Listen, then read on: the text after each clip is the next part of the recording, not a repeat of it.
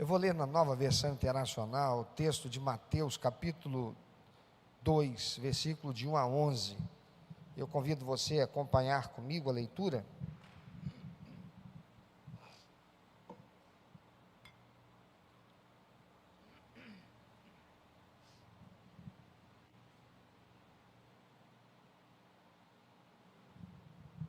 Mateus 2, de 1 a 11. Imediatamente depois você pode colocar aquela imagem, tá bem?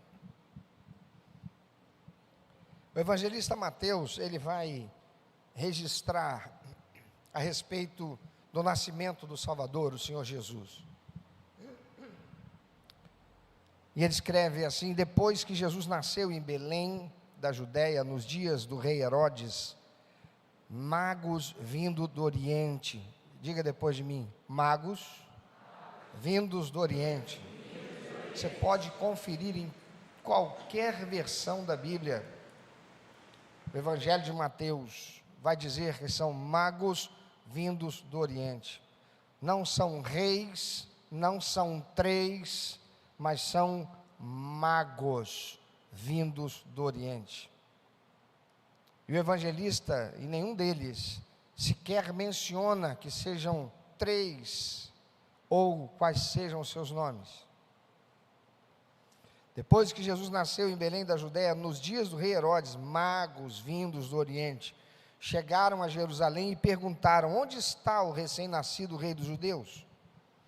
Vimos a sua estrela no Oriente e viemos adorá-lo. Quando o rei Herodes ouviu isso, ficou perturbado, e com ele toda Jerusalém. Tendo reunido todos os chefes dos sacerdotes do povo e os mestres da lei, perguntou-lhes onde deveria nascer o Cristo, e eles responderam: em Belém da Judéia, pois assim escreveu o profeta: mas tu, Belém, da terra de Judá, de forma alguma és a menor entre as principais cidades de Judá, pois de ti virá o líder que, como pastor, conduzirá Israel, o meu povo. Então Herodes chamou os magos secretamente, informou-se com eles a respeito do tempo exato em que a estrela tinha aparecido. Enviou-os a Belém e disse: vão informar-se com exatidão sobre o menino.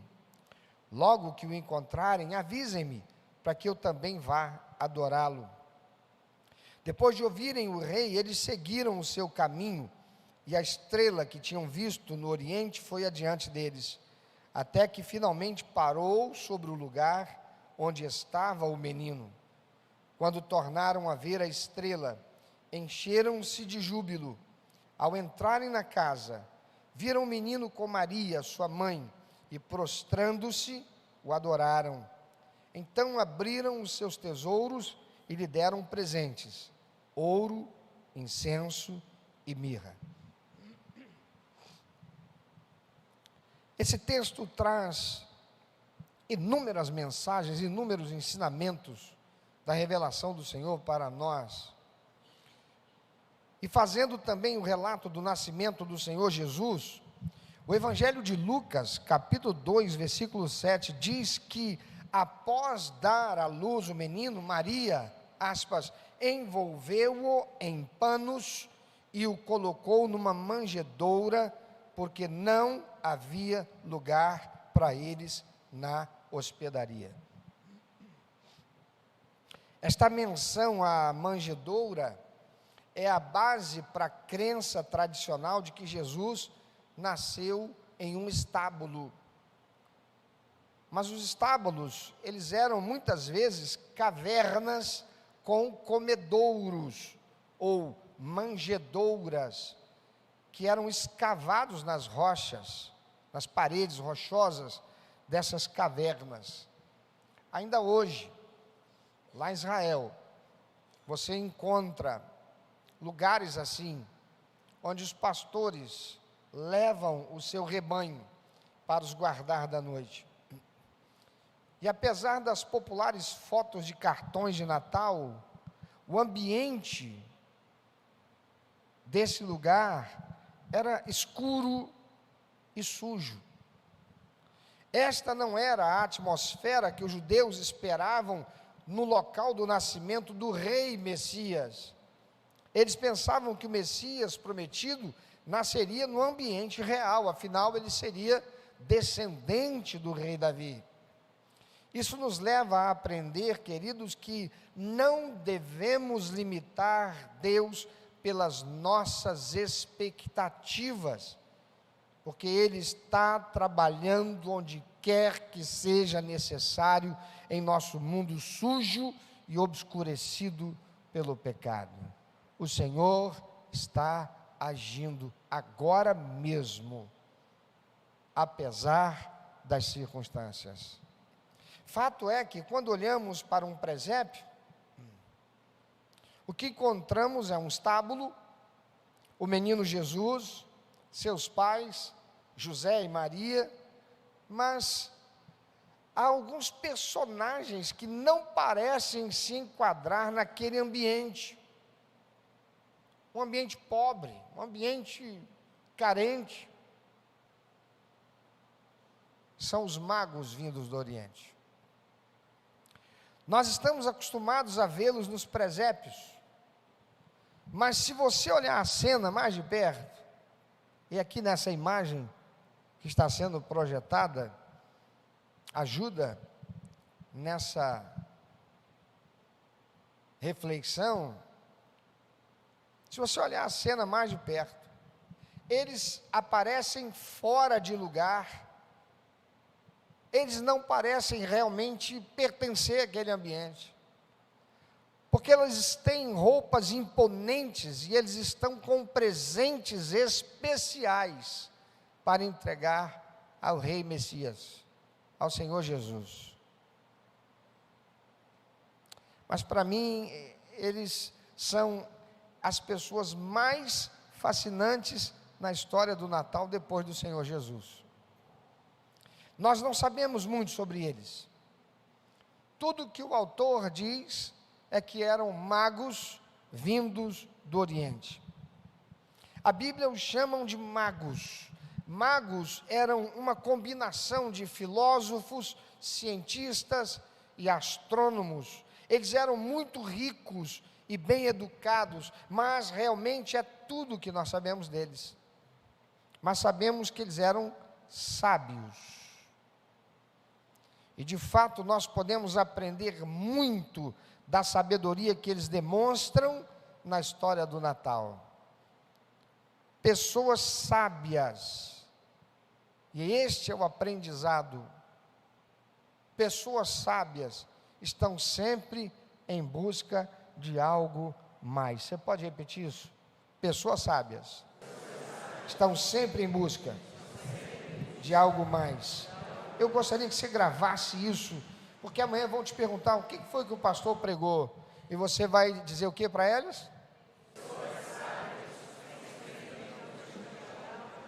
Eu acho que você não gravou não, porque falou tão baixinho. Se você gravou, você pode falar bem alto para eu poder ouvir?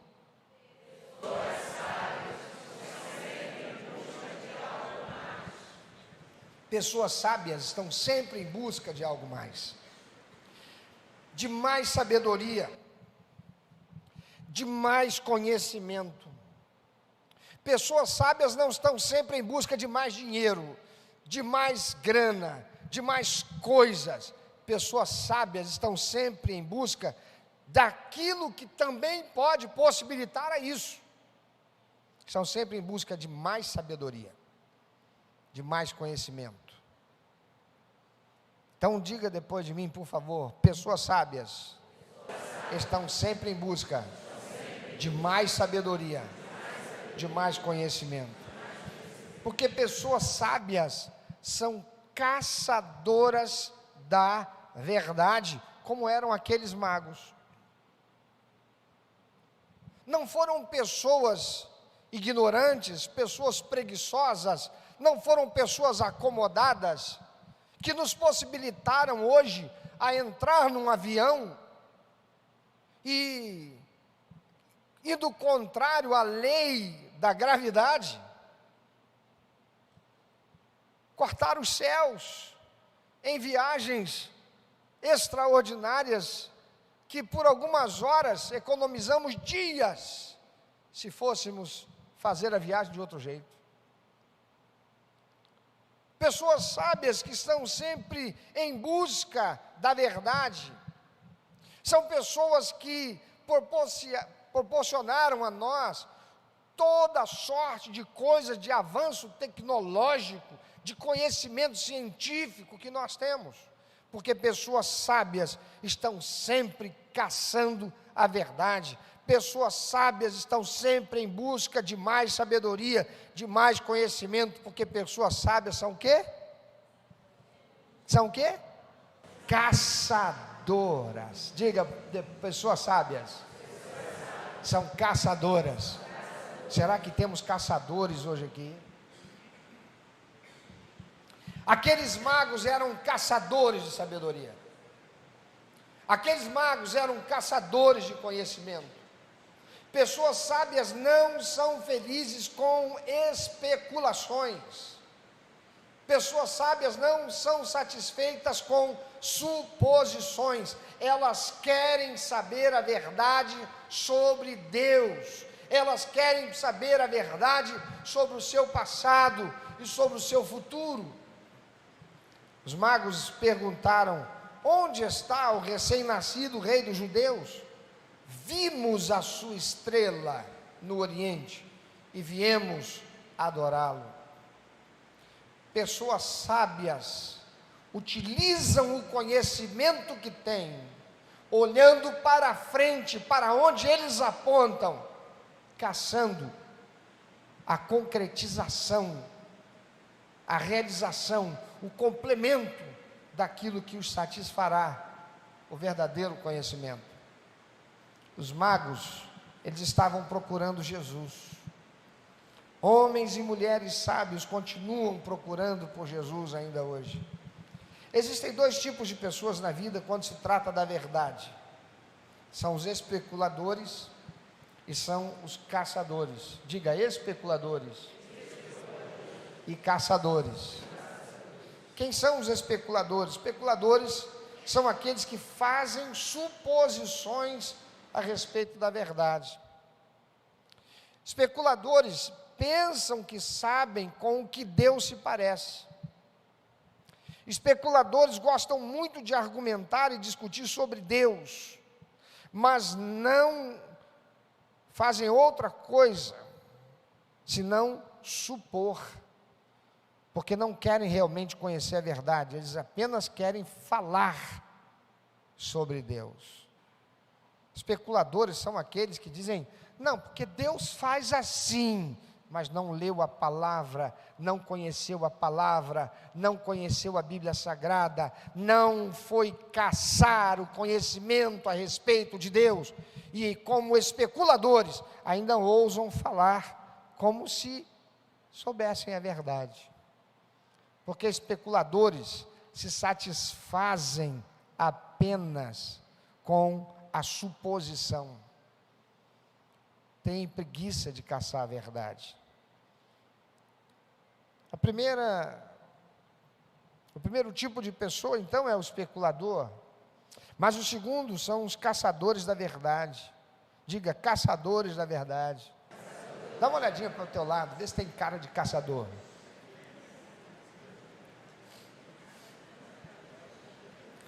Amados, Deus ama aqueles que tomam tempo para encontrar a verdade.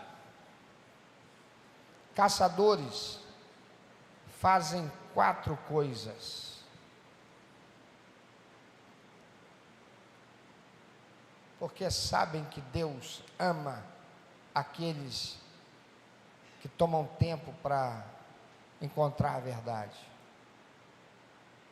A palavra do Senhor diz: eu amo aos que me amam, e aos que me buscam, ou os que me caçam, me encontrarão. Você tem caçado o Senhor? Caçadores fazem 4 coisas. Primeira, na verdade, 5. Eles fazem perguntas. Se tem uma coisa que eu gosto, irmão, é quando um crente me faz pergunta. Não é por outra razão que eu criei uma playlist lá no meu canal YouTube. E se você conhece, sabe o nome do meu canal, fala para quem está do teu lado, qual é o nome do canal do pastor Cláudio Barroso? PR Cláudio Barroso com Z. Com Z. Tem uma playlist lá chamada A Bíblia Tem Resposta. Me dá um prazer enorme responder as questões que pessoas fazem a respeito de tudo aquilo que elas querem saber, à luz da verdade que é a palavra de Deus. Caçadores fazem perguntas. Outra coisa que caçadores fazem, caçadores estudam. Caçadores fazem o quê? Qual é a primeira coisa que caçadores fazem?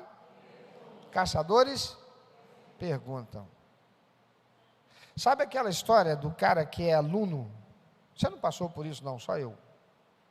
Ele é aluno na escola, ou ele é aluno na faculdade, ele quer aprender, ele está pagando para aprender.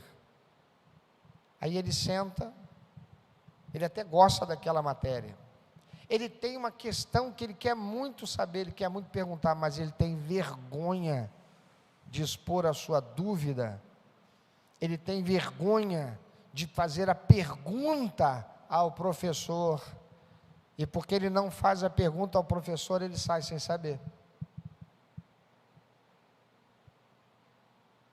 Qual é a primeira coisa que o caçador faz? Pergunta. Qual é a segunda coisa que ele faz? Caçadores estudam. Meu irmão, se você, minha irmã, não dedica tempo para estudar a palavra de Deus, você não vai caçar Deus.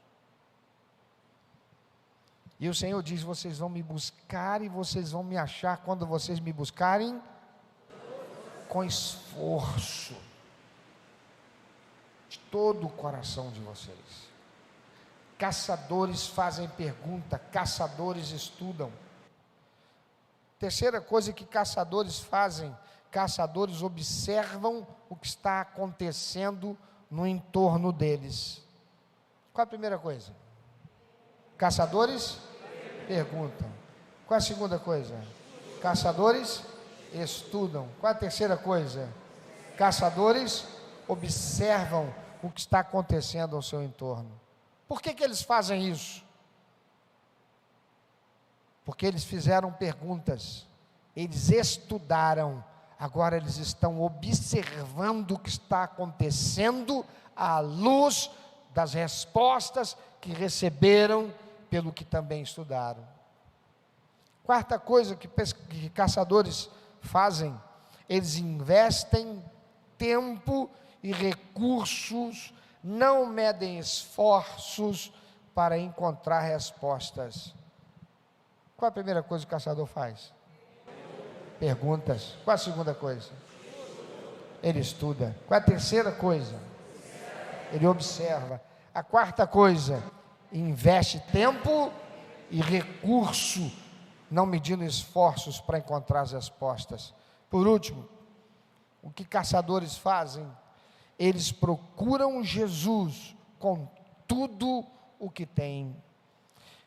Deus ama caçadores, porque caçadores